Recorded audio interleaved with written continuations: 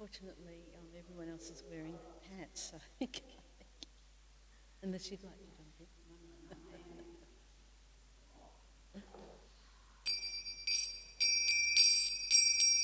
Jaya Radha Madhava Jaya Kunja Vihari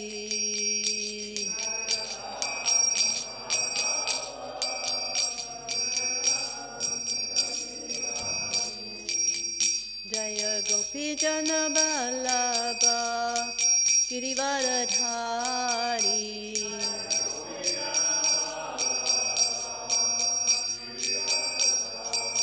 Yasoda Nandana Braja Jana Ranjana Jamuna Tiravanachari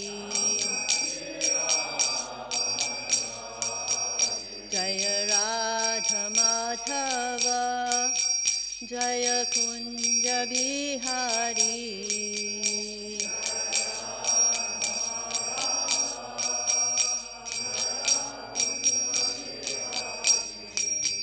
Jaya Gopi Jana Vallabha Girivaradhari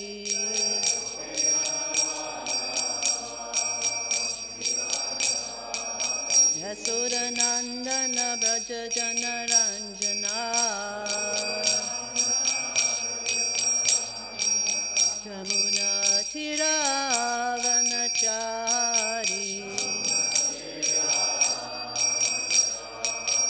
Jaya Radha Madhava Jaya Kunja Bihari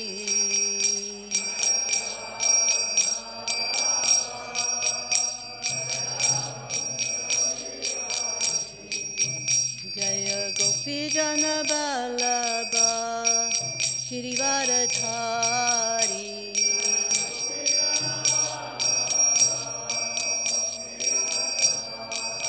Yasoda Nandana Braja Jana Ranjana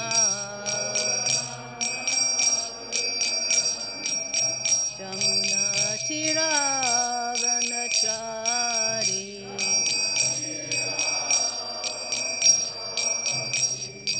Hare Krishna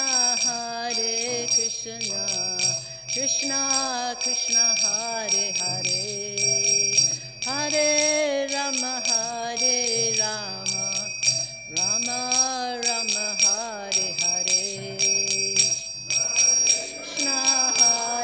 Krishna Krishna Krishna Hare Hare Hare Rama Rama Rama Hare Hare Hare Krishna Krishna Krishna Hare Hare Hare Rama Rama Rama Hare Hare Hare Krishna Krishna Krishna Hare Hare Hare Rama Rama Rama Hare Hare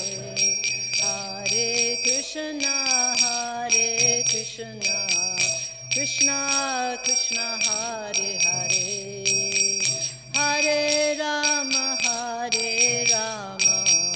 Rama Rama Hare Hare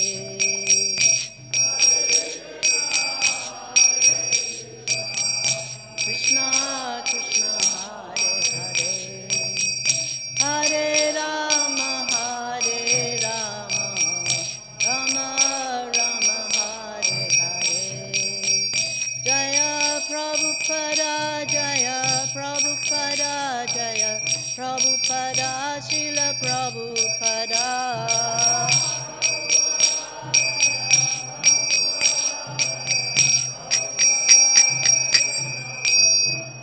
Jai Srila Prabhupada Gaur Premanande Hari Hari Bol Om Jnana Timirandasya Gyanandana Shalakaya Chakshurmilitam Jena Tasmai Sri Gurave Namaha. Hare Krishna, everyone. sometimes Krishna puts us into challenging situations. I have not, just stepping in because Krishna Gana Prabhu isn't here, so I have no idea about the verse or anything, so... Oh, he is. Oh, okay. So he can take over, but I'll just do the Sanskrit. That's good. Maitreya Vacha. Oh, is it 20? Tav asvasya jagat srasta kumare saha narada hamso hamsena yanena tridama paramam yayo Maitreya Vacha Tav asvasya jagat srasta Kumarai sahanarada Hamso hamsena yanena Tridama paramam yayo Maitreya Vacha Tavasvasya jagat srashta Kumarai sahanarada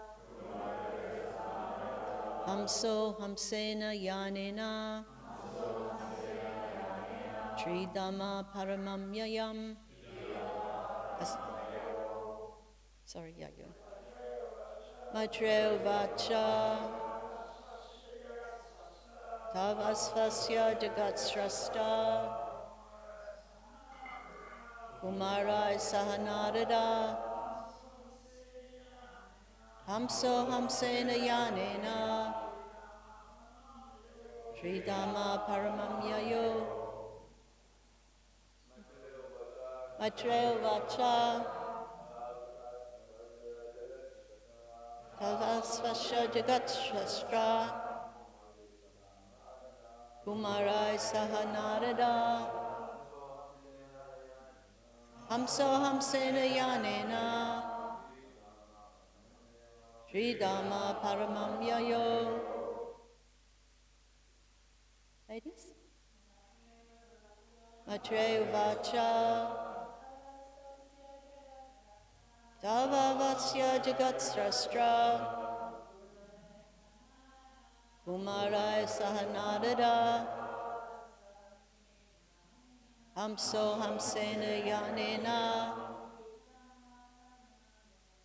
Tridama paramam yayo. Anyone else?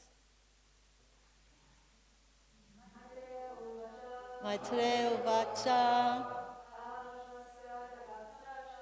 Tavavasya jagat sastra Kumara sahanaradaha Hamso hamsena yanena Tridama paramam yayo. Maitreya Uvacha.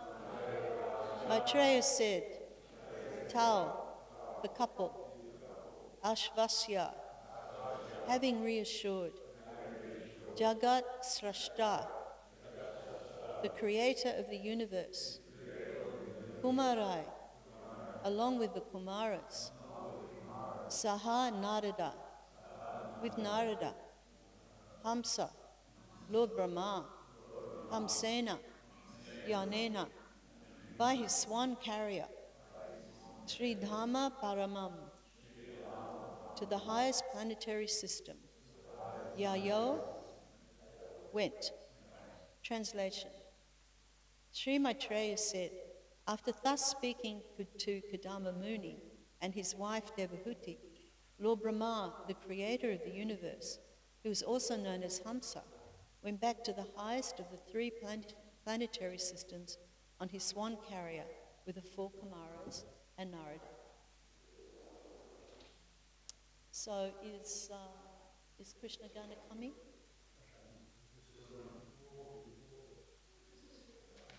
Okay. Please repeat after me. Sri Maitreya said, after thus speaking to Kadama Muni and his wife Devahuti, Lord Brahma, the creator of the universe, who is also known as Hamsa, went back to the highest of the three planetary systems on his swan carrier with the four Kumaras and Narada. Purport. The words Hamsena Yanena are very significant here. Hamsa Yana, the airplane by which Brahma travels all over outer space, resembles a swan. Brahma is also known as Hamsa because he can grasp the essence of everything. His abode is called Tridhama Paramam. There are three divisions of the universe: the upper planetary system, the middle planetary system, and the lower planetary system. But his abode is above even Siddhaloka, the upper planetary system. And it's an interesting, when Prabhupada's here talking about the swan carrier, I'll just talk a little bit as I'm going through as the thoughts come to me. So in Melbourne there was a lecture that Prabhupada gave, and it was about Lord Brahma and Lord Brahma's swan carrier. And the one devotee at the end of the class raised his hand and he said to Srila Prabhupada, "So, Srila Prabhupada, should we understand that the swan is just an analogy? It's not actually a swan carrier?" And Prabhupada really spoke very strongly about this to the boy. And he said, "What do you know with your teeny weeny brain? What experience have you had to think that, oh, it's just a symbol? No, it's actually, he has a swan carrier." So that was very interesting. And when we go through Srimad Bhagavatam and the scriptures, we come across some very, very far out things that sometimes it's really hard for us with our Western conditioning. We're not born, in the Vedic culture, or some of us aren't. So sometimes we come across things like this and we get a little bit flabbergasted. So whenever that happens to me, I always remember what Prabhupada said to this young devotee, one of his young disciples, to say that actually, what experience do we have that we can actually understand? And then whenever I come across anything that is amazing to me and hard to understand, I always think of that story, that pastime. And Prabhupada spoke very, very firmly to him, and you can probably look it up. I forget the devotee's name, but I remember his face. And then I also think that in our parampara, we have such a stellar array of very great, wonderful personalities who are fully self-realized.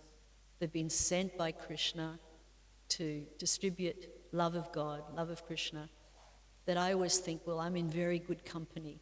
So even if I can't understand something, I can trust Srila Prabhupada completely, implicitly, and his spiritual master, and going all the way back in our parampara. So whenever you get this little crisis in faith, it's good to think about those points. I've found them very helpful to me in my Krishna conscious path. So where Prabhupada's describing the three divisions, we've got the upper planetary system, we've got the middle, and we've got the lower planetary systems. And Lord Brahma's abode is even above that. Continuing, he returned to his own planet, that is Brahma, he returned to his own planet with the four Kumaras and Narada, because they were not going to be married. The other rishis who came with him, such as Marichi and Atri, remained there because they were to be married to the daughters of Kadama. But his other sons, Sanat, Sanak, Sanandana, Sanatan, and Narada, went back with him in his swan-shaped aeroplane. The four Kumaras and Narada are Naishtika brahmacharis. Naishtika brahmachari refers to one who never wastes his semen at any time. So Naishtika brahmachari is referred to someone who has never never had sex life and has never discharged his semen. So that's Nashtika Brahmachari. So that's a very elevated position to be in, to be a Nashtika Brahmachari. And you would have been studying in the Brahmachari ashram, you would have been studying how when the sex drive is controlled, the semen actually goes into the brain and creates a level of spiritual understanding. So that brahmachari life is very important to maintain that tapasya. And it also goes for the ladies as well, that you're controlled by your thoughts, of course by your actions. You limit your interactions with the opposite sex. You don't think about sex life. And the great Jamuna Acharya, he used to say, I spit at the thought of sex life. So it's not an easy platform to have, to live on, but it's a very important platform. And in the Gita it explains that, because we know in Kali Yuga, for our thoughts there's actually no karma. We don't get a bad reaction for our thoughts. And that's because our minds are so hard to control. We can't actually, if we could control the mind, it would be a different thing. But our minds are always going left, right and centre, up and down, here, there, light years away. So when you control your mind, it's a very wonderful thing. But in Kali Yuga, the mind is very difficult to control. It's like the wind. And one of the benefits of Kali Yuga, it's actually many benefits of being born in this age. One of the benefits of Kali Yuga is you don't get any sinful reaction for what you think. So then sometimes you can think, I can think about anything and I'm not going to get a reaction for it. But in our study of the Gita, we know that there's thinking, there's feeling, and there's willing. So if you focus on a particular thought and you don't control it, for example, thoughts of sex life, and if you don't control it, then it builds up in the mind, and then you'll start feeling it, you will it, and then the action happens. So it's really a critical point that we control those thoughts, we control our mind. And it's not easy. You know what it's like when we're chanting our rounds. You start with the first round, a couple of mantras are really, really good, they're wonderful, you can focus, and then before you know it, by the end of the round, you're thinking, hang on a second, where did I go?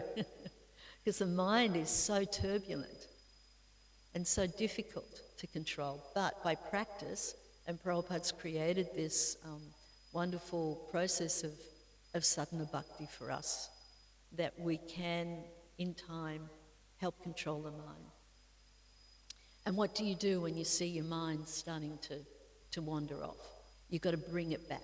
So at least we have to develop the ability to realize when we're not thinking right thoughts, or when we're thinking when we should just be hearing, and we're chanting our rounds and chanting our japa.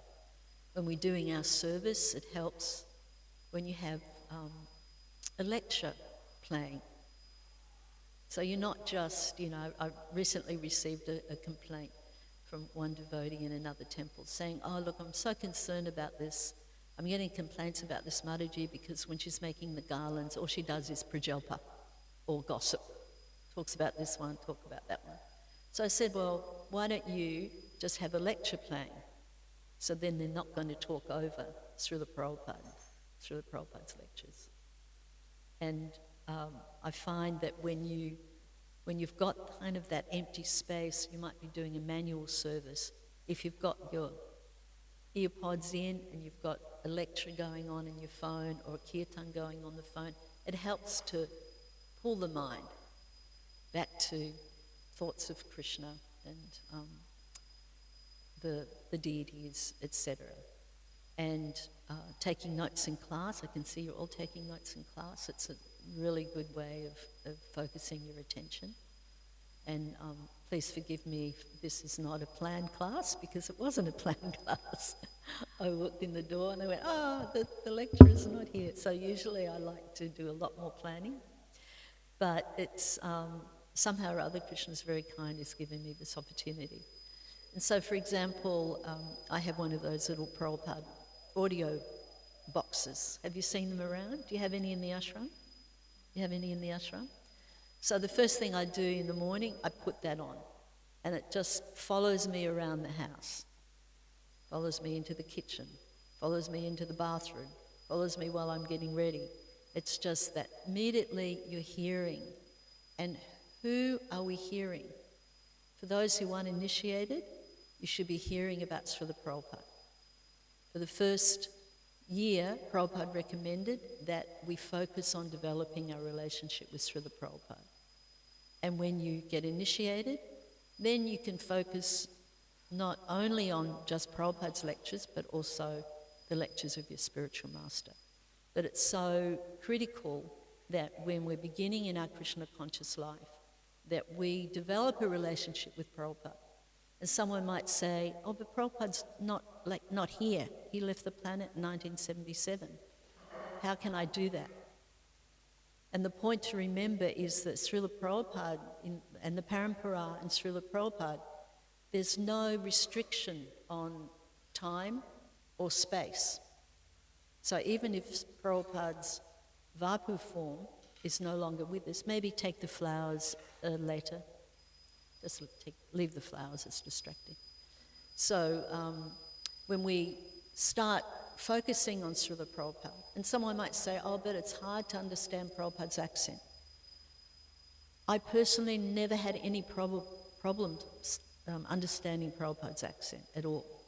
But if you do, over a little time, then you start getting Prabhupada's accent. It's very easy to understand. And one needs to remember in second canto, there's a very wonderful verse and purport.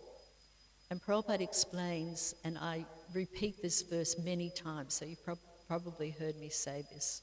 It's one of my favorite verses. And it describes how the voice of the pure devotee has touched the saffron mercy particles strewn over the lotus feet of Krishna. And although that voice, that is the voice of the pure devotee, even though that voice may appear like it's coming from the material sky, it actually has the power, the potency to wake up the sleeping jiva to his constitutional position. And what's his constitutional position? Service to Krishna, our relationship with Krishna. One of the different relationships we have, which will be revealed to us in time. We shouldn't start thinking, oh, well, I think I'm a gopi or a servant of a gopi, so I think I'm just going to imagine that. No. Prabhupada explains there's no particular activity or meditation that you do to try and understand what your original form is, your svarup. He said that will come automatically, and Prabhupada gives the example of you don't have to teach a young boy and a young girl how to be attracted to each other. That comes automatically. So over time, and as we become more and more pure and self-realized, it may not be until the end of this life or many other lives, that will be revealed to us, that we shouldn't be hankering to try and, speculate and figure out, oh, I like to make garlands. Oh, okay, I must be a gopi who likes to make garlands. No, that's conjecture. So getting back to the voice. So when you're hearing Srila Prabhupada's voice, you are hearing that voice that has touched the saffron mercy particles strewn over the Lord's lotus feet. So it's very, very important to read Lilamrita, to, of course, study Srila Prabhupada's books. Prabhupada wanted us not just to read them, he wanted us to study them. He said these are the law books for the next 10,000 years. So it's very, very important that we develop that studious mentality. And, when we've read Bhagavatam or Chaitanya Charitamrita, we go back and reread, or we reread again. You could keep on rereading your whole life. And each time you read, you'll get something different. I've done that. I've gone, how did I miss that before? Like, how did I miss that verse about the voice of the pure devotee has touched the lotus feet, the saffron mercy particles strewn on the Lord's lotus feet? It just kind of skimmed, just went over the top of my head. It's there in the second canto. So once you finish Bhagavatam or finish Chaitanya Charitamrita, etc., don't think, okay, I've done that, now I'm going to read something else. No, you can read and reread and reread, and each time, because you're advancing spiritually, you will get more and more knowledge and more realizations from doing that. So, Naishtika Brahmachari refers to one who never wastes his semen at any time. They were not to attend the marriage ceremony of the other brothers, Marichi and the other sages, and therefore they went back with their father, Hamsa, or Lord Brahma. And we understand Lord Brahma is the secondary creator. Krishna supplies all of the ingredients, and then he invests Lord Brahma with the power, the potency to create this wonderful all the planetary systems, all the wonderful universes, and this planet that we also have a responsibility to take care of. So, are there any, perhaps Krishna Kirtan might like to add, Manibanda, Haranamrita?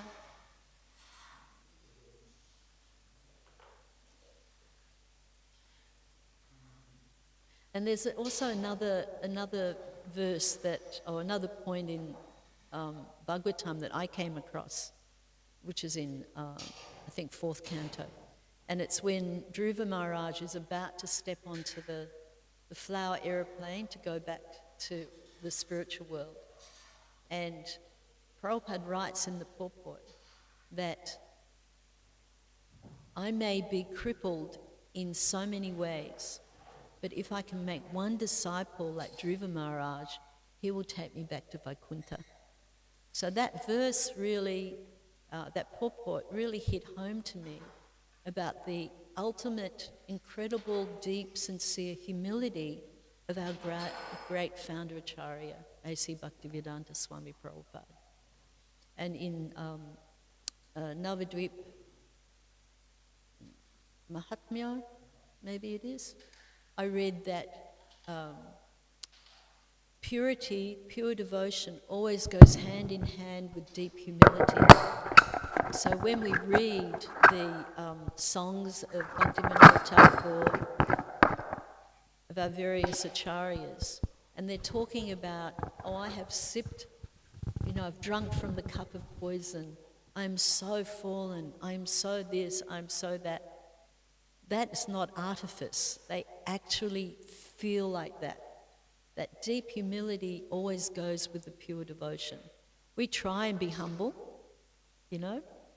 We wing it many times because if we act in a humble way, then humility will be found. We'll find humility. But the great acharyas, they actually feel that deep within their heart that they're unqualified. And for Srila Prabhupada, who's the Senapati Bhakta, the commander-in-chief of Krishna, for him to say, I am crippled in so many ways, but if I can make one disciple like Dhruva Maharaj, he will take me back to Vaikuntha. I was so overwhelmed by that humility, I just cried. So when, we think about what company that we keep, we're so fortunate. We're so fortunate that we have an association of devotees. We have the association of like-minded souls who are trying to practice sadhana bhakti, who are trying to follow Srila Prabhupada's instructions, trying to give Krishna consciousness to other people. And then we look at our great parampara, our cyclic succession.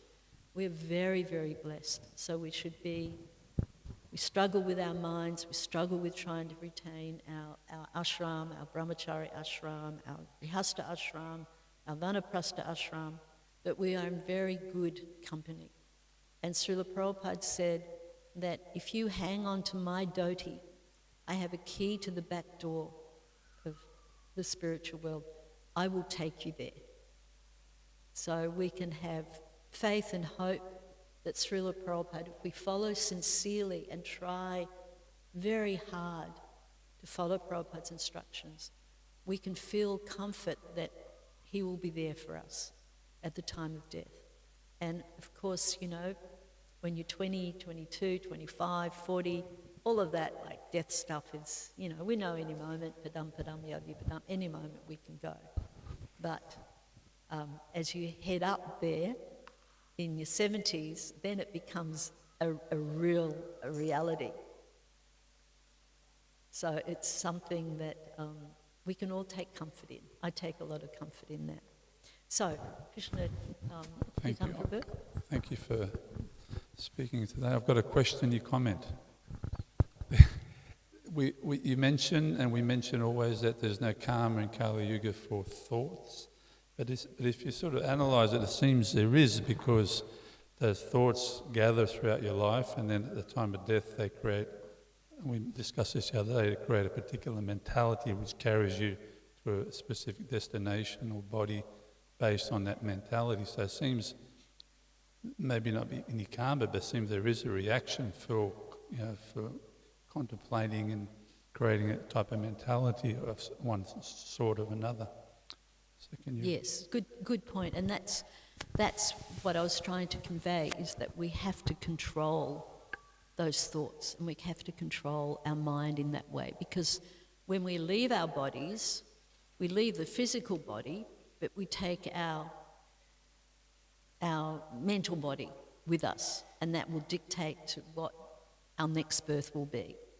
So if all the way along we're kind of holding on to, you know, angry thoughts about someone, where we feel like they've treated us unjustly, or we're disappointed in how they've behaved towards us when it seems, you know, unfair, or we don't cultivate that concept of forgiveness, which is very, very important. Forgiveness is so important. Then we're accruing all of that. We may not get an immediate reaction, but the reaction will often be, it'll come out, the thinking, feeling, willing concept. But if it doesn't come out, but it's there churning around, at the time of death, that will dictate the kind of body that we have. And what was your other? Oh, right.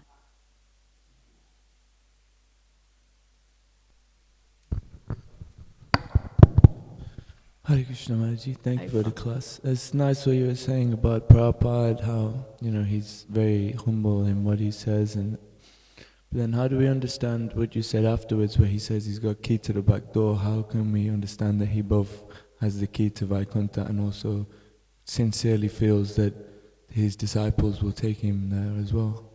Well, when I read that part about if I can make one disciple, then I could understand that, yes, Prabhupada's feeling that humility, but he also understands his potency. And that potency is invested in him by Krishna. So it seems like a bit of a dichotomy, but it's not actually. You know, Prabhupada sincerely feels like that, but he also understands that he's in direct connection with Krishna. And he wouldn't make an idle promise like that.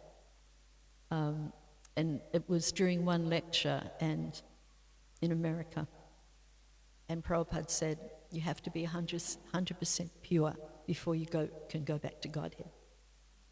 And he looked at the face of his disciples, and they were like so crestfallen, they looked like they were about to burst into tears.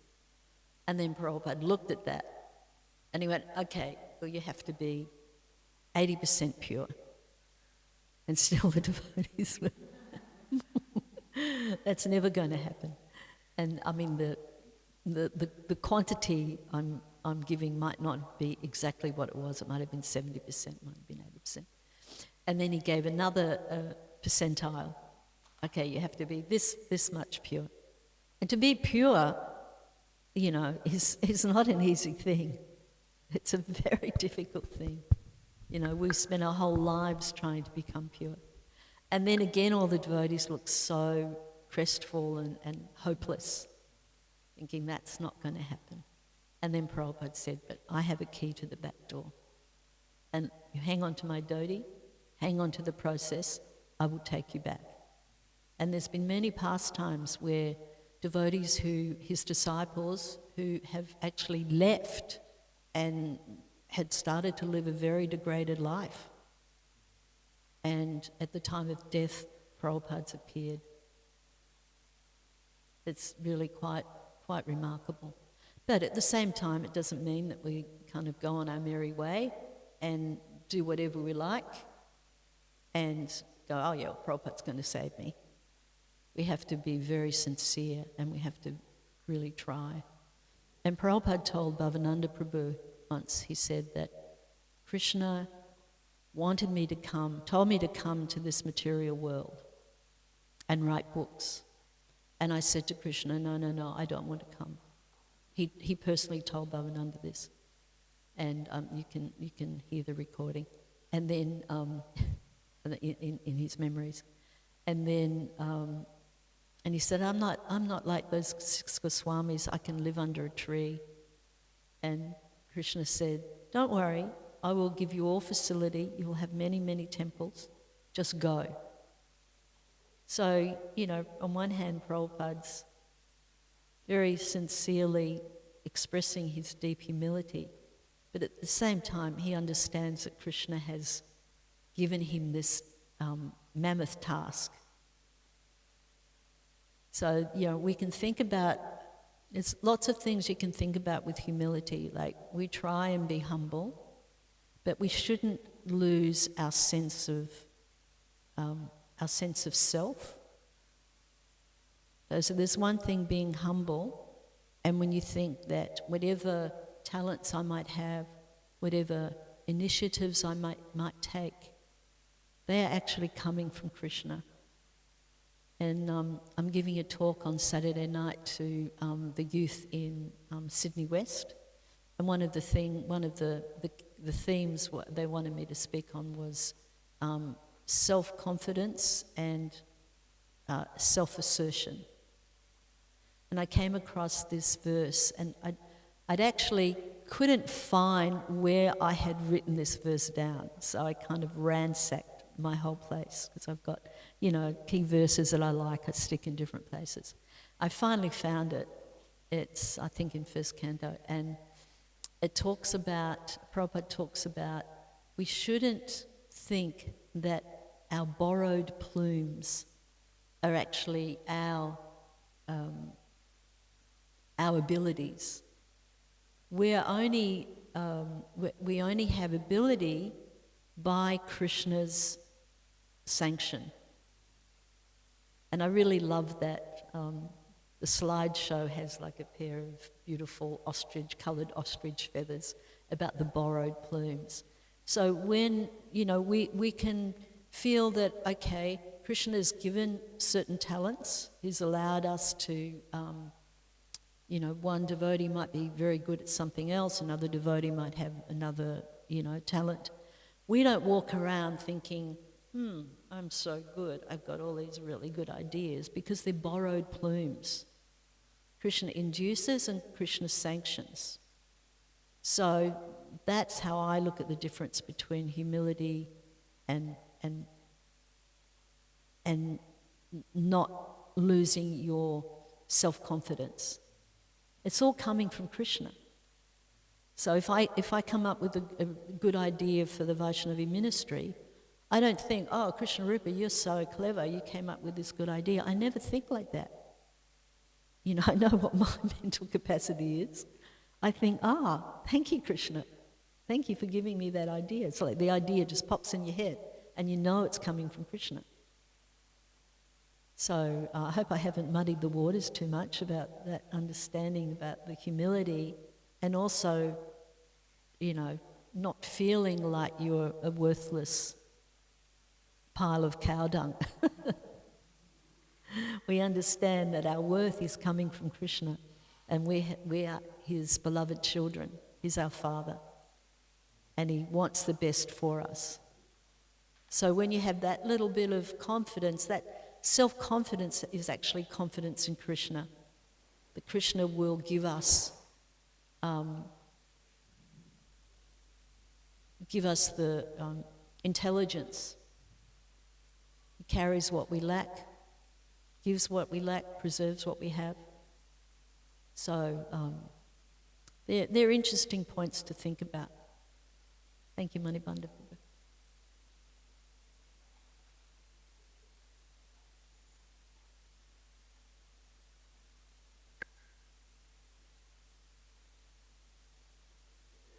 Do you want to take this one? In the purport, Lord Brahma is referred to as Hamsa, which is, of course, his swan carrier is, well, his carrier is a swan, but it particularly mentions there that he referred to Hamsa as one who can extract the essence from Vedic literature. And of course that comes from the idea that swans are apparently able to separate milk from water. There doesn't seem to be any empirical scientific evidence that swans can do that, but that's the Vedic statement. There is an aphorism there that's Hamsa Chiranaya, the logic of the swan separating milk from water. So in our context, it's if you're trying to read the Vedas, it's very hard to find Krishna there. So we don't have to try to do it ourselves, because Sukadeva Goswami's done it already in the Srimad Bhagavatam, so the essence is already there. So in the Goswami literature, I've sort of analysed and give us the essence. So I think we can have faith that what we're reading is already the essence. We don't have to try to, speculate or try to understand what is the essence, because it's already there. So it was just a comment. Yeah, very nice point. Thank you so much. Well, thank you very much. Anyone else have any questions, comments? So thank you very much. Krishna Kirtan, you have one? Sorry to keep talking so much. On this point, Lucas brought up about this dual sort of situation. This Chaitanya Mahaprabhu also, he was Krishna himself, he chanted that verse in the Shikshashtaka, are more humble than... So he was feeling great humility. And a devotee asked Srila Prabhupada, why did Lord Chaitanya chant this verse? And Prabhupada gave a very interesting answer. He said, because he realised, he's speaking about Lord Chaitanya, he said, look, he realised he was 1/10,000th tip of a hand. That's the answer, Prabhupada. That meaning, because he's in the mood of a devotee, Lord Chaitanya. So that's, if once you realise our insignificance in reality, then naturally you become humble. Just these bodies give us a false sense of greatness, but we're actually teeny little things. Anyway, just... Thank you. That's wonderful. And pride is a very unattractive quality, to think that I'm the doer, that I'm this, I'm that. It's very, very unattractive and not attractive to Krishna either. But at the same time, it's not that you feel, I don't have anything to contribute to Krishna consciousness. Just understand your contribution is by the grace of the Lord. So thank you very much for patiently listening to me. Jai Hare Krishna, glories to Srila Prabhupada.